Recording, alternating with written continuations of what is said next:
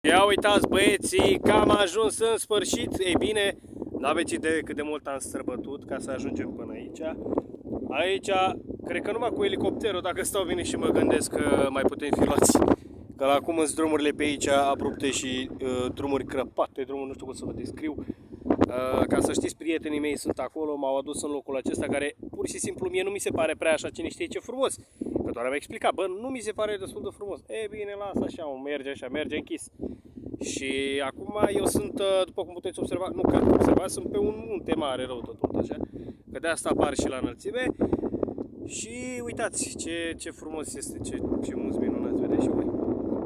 Deci ăștia sunt munți pe care, nu știu dacă i-ați văzut pe filmare, nu cred că v-am arătat mai normal, pare destul de ok. Haideți acum să coborâm jos, să cobor, că nu coborâți cu mine, că nu sunteți aici. Și să vedem ce fac prietenii noștri plictisitori. Mi închipuiam să așa de prost, nu mai urcam aici. Dar uitați-vă și voi cât am de coborât, bă, la naiba, bă. Fai, uitați apa cum se vede. Uitați apa cum se vede. Bă, dar nu știu, în altă parte se vede mai minunat. Acum stau și mă gândesc, eu cum cobor de aici? Eu n-am idei, nu-mi dau seama. O să încerc să cobor ușor rău de tot. De parcă... Aoleu! Bă, rugați-vă pentru mine! Opa, și-am coborât! Dar situația cea mai gravă e că mi-au intrat niște bolovani în picioare și nu. Aoleu! Da, uitați! Prietenii mei, cei dragi.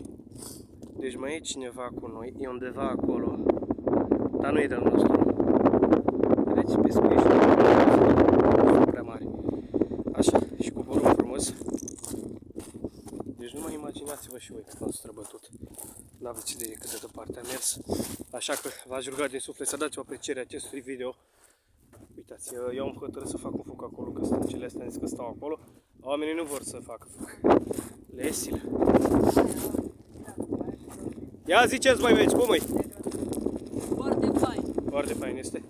Așa. Și bă, cam asta e priveliștea. Apa asta. Destul de frumoasă. Bă, deci era dat zoom-ul ăla, de-aia se vede așa curat. Aveți nadă la voi, mă? Nadă? Nadă. Nadă? Da. Aveți nadă, așa-i? Asta e bine. Ia arată-mă, ce rămâi tu acolo? E râmă din Japonia. Bă, ești de mult ce-a lansat. Bă, ți-a luat lansetă la tine, mă? Uite, te arată aici. E râmă din Japonia. Japonia. Japonia. Hai că e din Japonia dacă e. Hai că e din Japonia dacă e, boss. 10 euro una, băi, mici.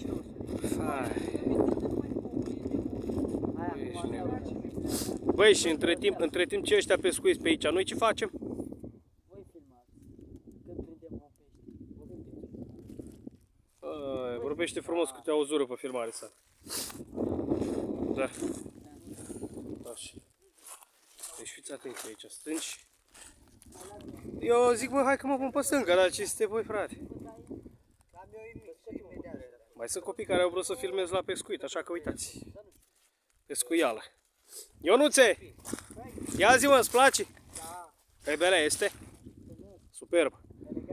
Aia cum? Bă, dacă prindem un pește, e mai frumos. Ne doare pulpul. A?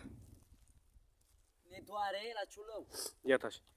Bă, dar omul ăla cred că și-a de acolo 2 ori și ceva să-mi băga picioarele.